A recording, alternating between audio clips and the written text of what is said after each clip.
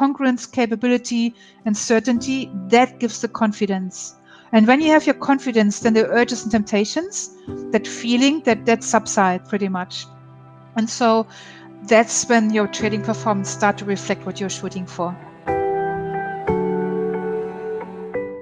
By building confidence, you have to be very, very careful, because you have to have confidence in knowing that you're going to be, if you're wrong, it's okay. That's a really important thing to understand. I'm perfectly fine with being wrong because I know where I'm wrong. If you don't know exactly where you're wrong and why you're wrong at that particular price point, wherever it is, above or below the market, and know exactly why, not because of some mathematical equation that an indicator is telling me, right? Because it's overbought. Well, all of a sudden, everybody that thinks that Donald Trump's tax strategies are not going to go through, you know how many indicators are flashing overbought right now? But they've been overbought for 8 years now. And the market is overbought. Price earnings multiples are way off the chart. We are beyond the internet bubble right now as far as PE multiples are concerned. Corporate growth is sideways, but the market keeps making new highs, right? If I was following some indicator on that, I'd be so broke it wasn't even funny. I'd lose everything, right? But by understanding that I know exactly where I'm wrong. I can take a short trade, but I know where I'm wrong, right? And by understanding why am I wrong at that particular point in time, because price said I'm wrong and it always wins the fight. So having confidence is a really tricky thing. Again, it goes back to what I was saying. Don't spend your time looking at charts. Don't, for the wrong reasons. Spend your time about learning what's driving that chart. Okay? And if you understand what's driving that chart, and then you can have confidence. Is when people start becoming profitable, in their minds, the only thing they can really think about is they've overcome their fear, they've overcome their aggression, they've done all this stuff, and everything's going to be, they're just going to go off in the sunset, and they're going to start making money, and everything's going to be fine. And this is what we call euphoria. Now, you may know it is overconfidence, but from a neurobiological standpoint, it's euphoria. And euphoria is an emotional contagion that has you believing in just outrageous things, okay?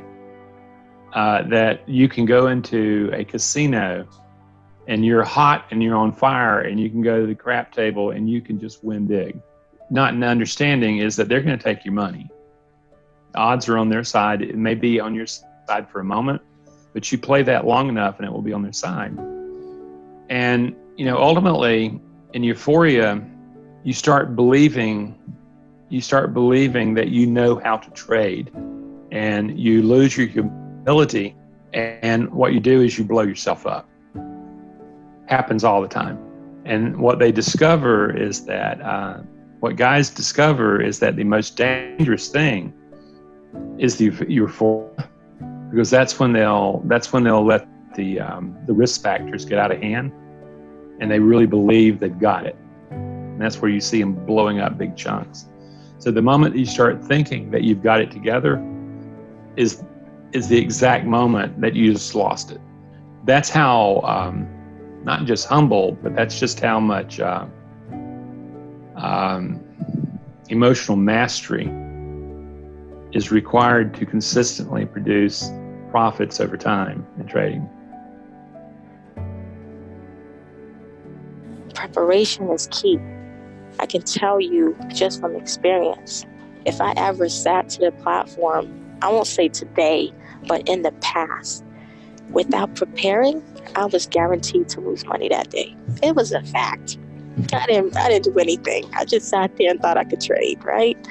So preparation is key. Make sure when you're trading, you have your own mind, your own plan, your own thoughts, and your own course of action.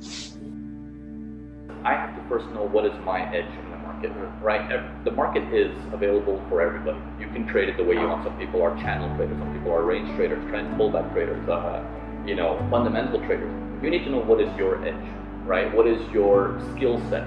And if you're good at it, and if you're good at, for example, channels, then don't try wasting your money or your time with ranges. If you're good at this, then exploit it, use it the best as you can, and still learn all the stuff on the side, but don't put in the same lot size or anything on them. Don't even go live with those, practice those on the demo. But if you're good at something, exploit it. I would say go big. You have to look for your setup to meet a certain condition, and then you have to look for that logic. The logic of, does it fit the story of what is the world doing right now? Are they looking at this as a buy, or are they looking at this as a sell? And is my setup that I genuinely like to see, does it fit in that criteria? So that means my technical analysis cannot work in every market scenario. This is where people make a mistake. They look at technical analysis thinking, I will use it in every market situation. The RSI every single day. Every single day. Yeah. No, because that's the reason why sometimes when they use a technical analysis, it works to the pit. But sometimes it doesn't work at all, and it goes the other way, and you're like, well, what happened? Let me keep trying, because it works sometimes. Yeah. That answer is, it's because the market conditions are not lining up with the thought process of why are people buying right now and why are people selling? Remember always to prepare. Preparation is key. You must prepare. Have a goal. What is your goal? What is your motivation? What is your purpose? Why do you want to trade? Don't do it for the money. Please don't do it for the money. You have to have a bigger sense of purpose. Also have a plan. When you have a well-documented plan, it's hard to fail. It really is. Have those set of rules that's going to keep you in check, and have consequences if you break your rules. So if I broke my rule, giving you an example, I couldn't trade the next day, punished myself. And I love trading, so I don't want to break my rules. So he does what he needs to do in order to succeed, in order to become successful, and he doesn't do what he just feels like in the moment. And this is a really, really big difference that I find between the successful traders, the big guys, even on Twitter, and the unsuccessful traders. The unsuccessful traders, they're very feeling focused, people focused, and the successful traders, they're very thing focused. They just do that thing that needs to be done. I thought trading was about sitting here and trying to find as much trade as you can to make money. And that's not the idea or concept of trading, period. The goal that I had in mind at the time, it was just one of those things I had to be humble about. So one of my rules is I cannot trade more than 4 times. No more than 4 trades. I'm talking specifically for the equity market trading gaps.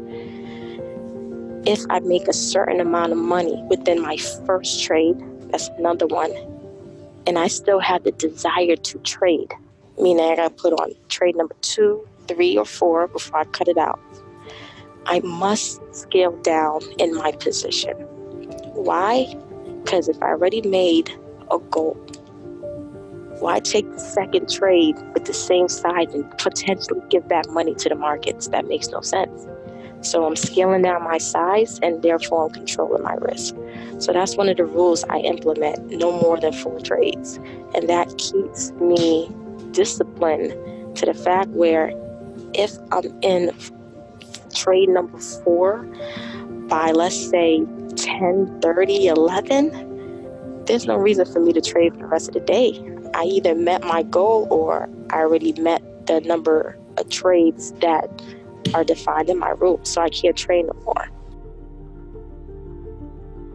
I had to create a system of rules, and I kind of fell into that over time, because when I was trading, what ended up happening is as I was trading, I would go back and I would go, gosh, I'm I'm so stupid. Like, why did I take that trade? I know better than to take that trade. That's insane of me to get into that trade or to hold or to get out early. And I would go back and look at my trades and I would beat myself up. And everyone's done that, I feel like, in their trading career. Everyone has said to themselves, why did I do that? That's so stupid. This is really frustrating.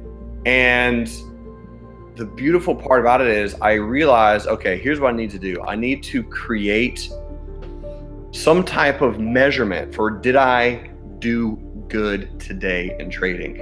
And what I did is I came up with a rule, just one simple rule. And that rule was, when I get into a trade, I'm not going to look at it for 2 hours. That was like the pinnacle of my breakthrough, is when I realized that I had to create a rule. So people talk about trading plans all the time, but very rarely do people discuss what's in a trading plan. And a trading plan could be something as simple as creating rules that help dictate what you do, when you do it, and why you do it. And for me, it really was being in a trade, walking away for 2 hours, and me coming back and saying, did I follow that? Because that's a very quantitative figure, meaning 2 hours. Did I not look at the trade for 2 hours? And if I did mess up and break that rule, I would inflict some type of pain or punishment. Like, I'd become a vegetarian for a week, or I would go run until I threw up, or I went to the gym and worked out until I puked, or I would do something that was like pounding into my brain. Anyway, that was really the culmination of the big breakthrough for me. Rules within a plan should be developed based off of your bad habits and past experience. So a lot of my rules are based off of my past experience and things that did not work.